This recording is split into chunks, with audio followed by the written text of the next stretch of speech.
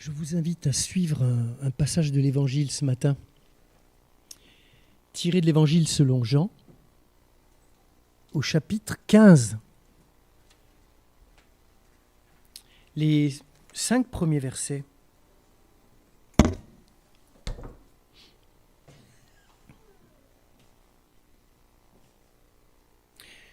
C'est moi qui suis la vraie vigne. Et c'est mon Père qui est le vigneron. Tout sarment qui, en moi, ne porte pas de fruit, il l'enlève. Tout sarment qui porte du fruit, il le purifie en le taillant pour qu'il porte encore plus de fruits. Vous, vous êtes déjà purs à cause de la parole que je vous ai dite. Demeurez en moi, comme moi en vous. Tout comme le sarment ne peut de lui-même porter du fruit s'il ne demeure dans la vigne, vous non plus, si vous ne demeurez en moi. C'est moi qui suis la vigne. Vous êtes les sarments. Celui qui demeure en moi, comme moi en lui, celui-là porte beaucoup de fruits. Hors de moi, en effet, vous ne pouvez rien faire. Jusqu'ici notre lecture. Et je vous invite à demander l'assistance de l'Esprit Saint en chantant ces quelques vers. Voilà, vous m'entendez bien, c'est assez fort ? Oui.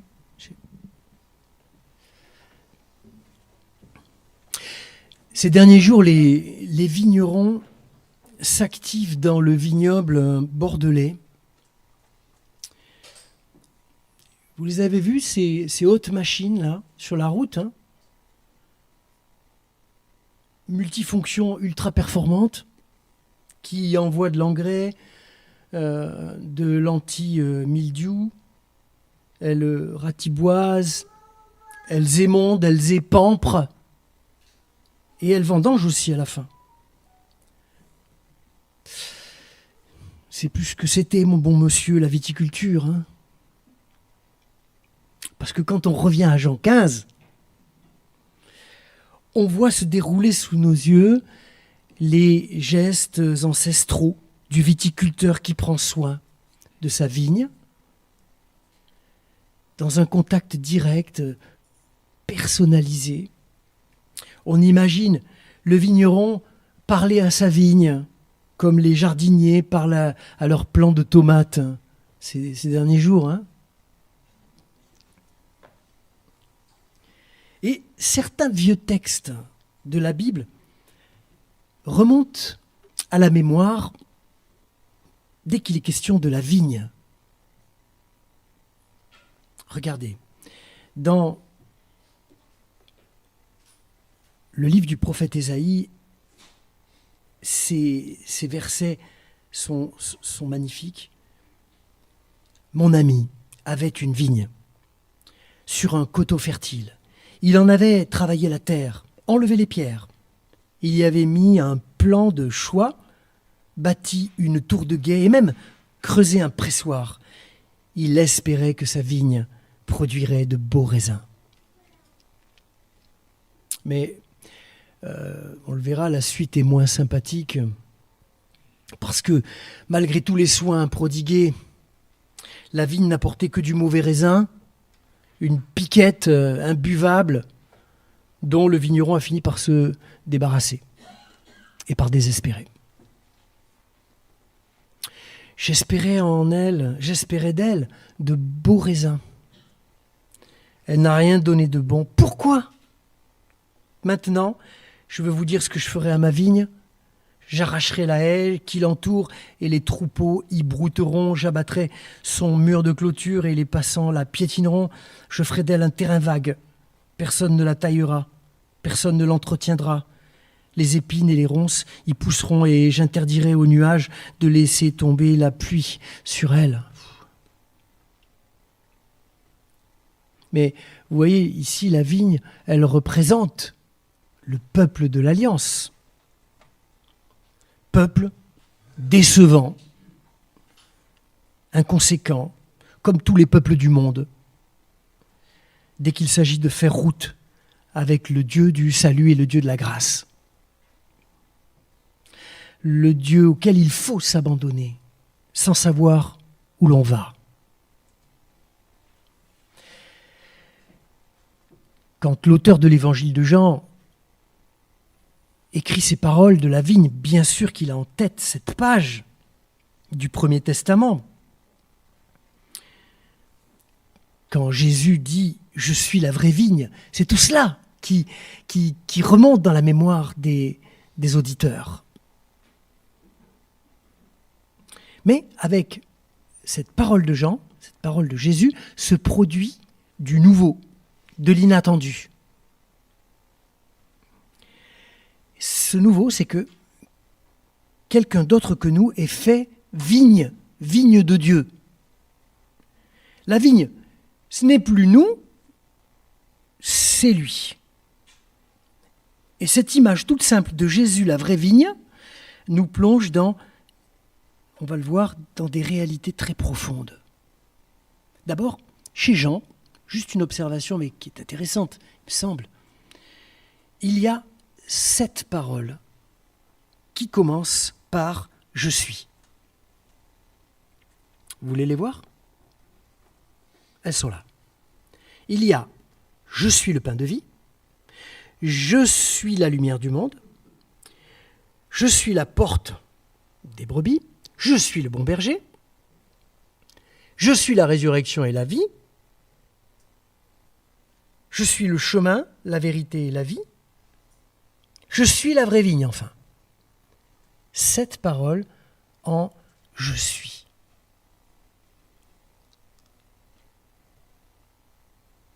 Et ce « je suis », ce n'est pas de la haute métaphysique par laquelle Jésus nous inviterait à découvrir, à percer le mystère de son identité profonde. Ici, on est dans le registre de la poésie, de l'image. Jésus a recours à ces images de la vie quotidienne que tout le monde peut comprendre. Le pain, la lumière, le petit bétail qui entre et qui sort par la porte de la bergerie, la vie et la mort, puis l'espérance de la résurrection. Cette image de la vigne n'a pas d'autre intention que de parler de la relation de chacun avec Dieu et de chacun avec le Christ. Cette image, pour le peuple du 1er siècle, très agricole, cette image, elle va droit au cœur des gens. Elle évoque la relation d'amour, mais une relation d'amour-passion entre Dieu et nous. Nous avons lu Ésaïe 5, mais il y aurait aussi le psaume 80, qui implore le retour de Dieu dans la vie des hommes. Regardez ces paroles comme elles sont belles. Reviens, Dieu de l'univers. Dieu haut des cieux regarde, voit ce qui arrive et intervient pour cette vigne. Protège ce que tu as toi-même planté, cet enfant que tu as fait grandir. Mais, on l'a dit, dans l'évangile de Jean, le nouveau, c'est que la vigne, ce n'est plus le peuple d'Israël, en tout cas, le peuple tout seul. C'est Jésus.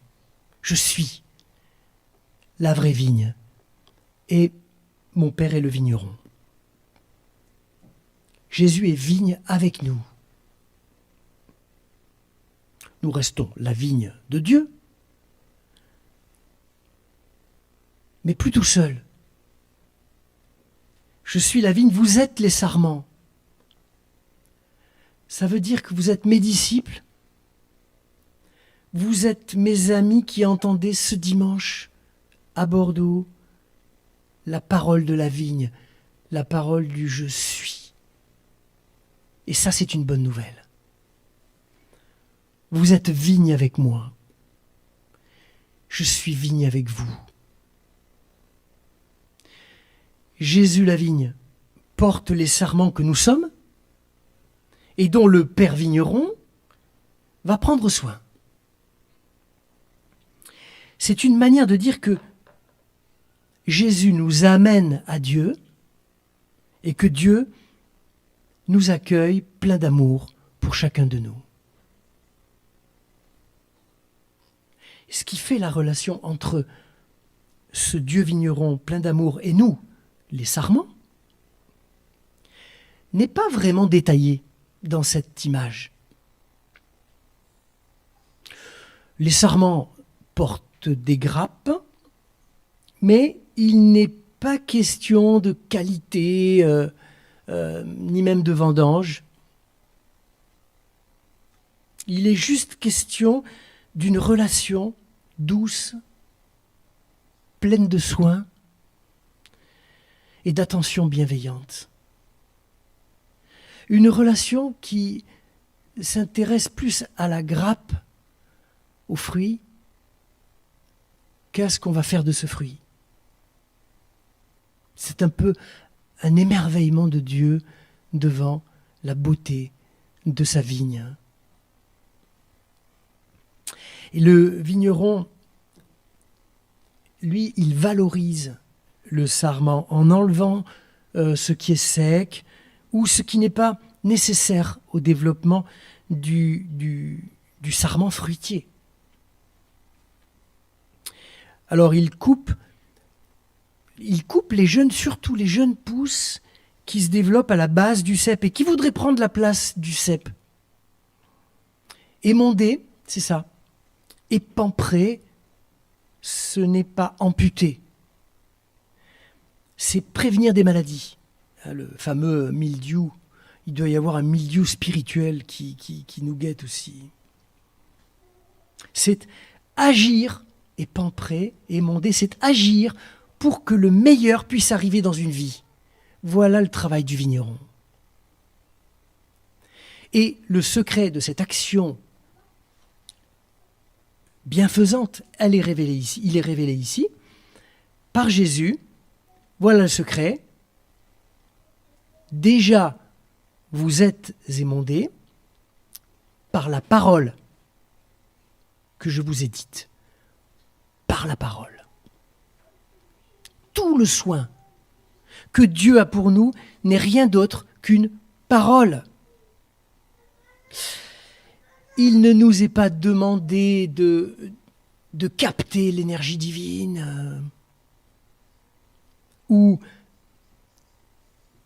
devenir un savoir spirituel de très haut niveau, ni de développer des compétences ou de devenir les meilleurs chrétiens de la planète. Il ne nous est pas demandé de devenir une église performante, c'est-à-dire parfaitement accueillante, vraiment spirituelle, vraiment. Ce mot « vraiment » est insupportable. Est-ce que tu es vraiment chrétien? Est-ce que tu es vraiment? Je fais ce que je peux, avec la grâce de Dieu. Il est demandé aux croyants d'accueillir une parole et de se laisser façonner, de se laisser faire par cette parole de Dieu, sans trop qu'on sache ce que cette parole dit et ce qu'elle veut réaliser en chacun de nous. C'est peut-être ça le propre d'une relation d'amour vrai. On donne, on reçoit. On parle, on écoute dans la confiance. Mais jamais, on impose à l'autre ce qu'il doit être, ce qu'il doit devenir, ce qu'il doit croire, ce qu'il doit penser, comment il doit prier. Que cet autre soit notre enfant, notre conjoint, ou que ce soit un frère ou une sœur de l'Église où je me trouve. La parole a besoin d'espace et de liberté pour ensemencer les cœurs et produire le fruit abondant, le fruit espéré. Et puis, c'est bien clair, les sarments n'ont pas vocation à s'émonder les uns les autres. Laissons donc la parole de Dieu faire son travail en nous et dans le cœur des gens autour de nous. Laissons Dieu agir de grâce. N'allons pas y ajouter quelques petites exigences ou d'autres petites conditions pour être vraiment chrétien. Ajouter son grain de sel, plus trivialement, ramener sa fraise, fait quelquefois l'effet d'un grain de sable qui enraye toute la machine. N'ajoutons pas à la parole de Dieu. Combien d'églises ont cru que leur mission consistait à fabriquer de bons chrétiens, des vraiment chrétiens, et les accompagner chacun dans le moindre de leurs mouvements, leur apprendre à penser, à agir, à prier. L'image de la vigne nous dit tout autre chose. Oui, nous avons une responsabilité, une grande responsabilité, celle de nous laisser faire. Et c'est peut-être pas le plus facile. Nous laisser faire par le bas,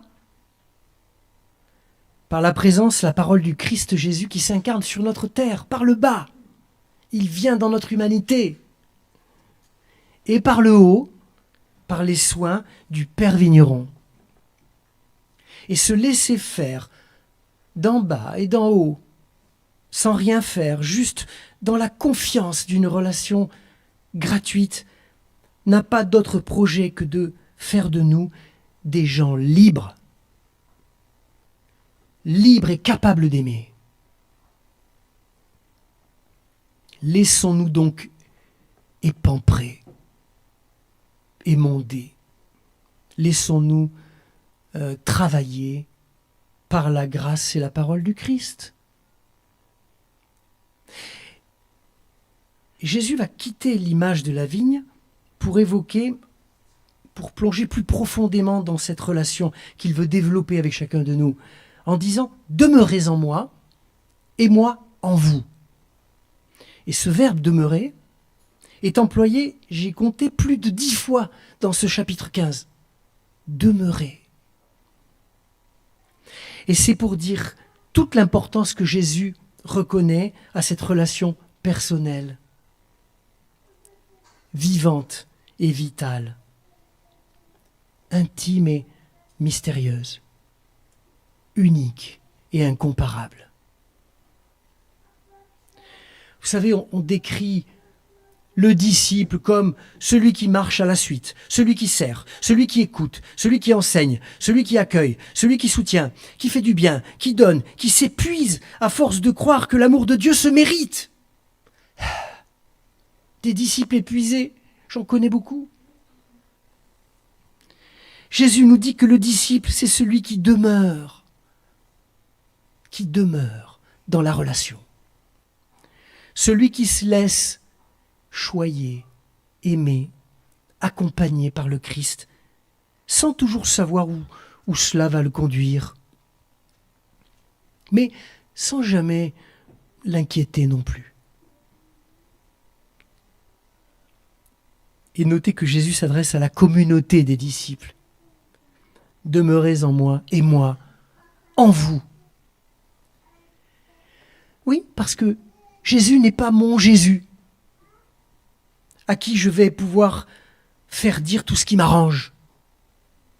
Un Jésus sur mesure, un Jésus personnel, un Jésus portatif, qui prend la place que je vais lui donner. Cette parole « demeurez en moi et moi en vous » dit que nous sommes ensemble, dans la présence de Dieu, à l'écoute d'une même parole, rendus capables de porter ensemble un fruit délicieux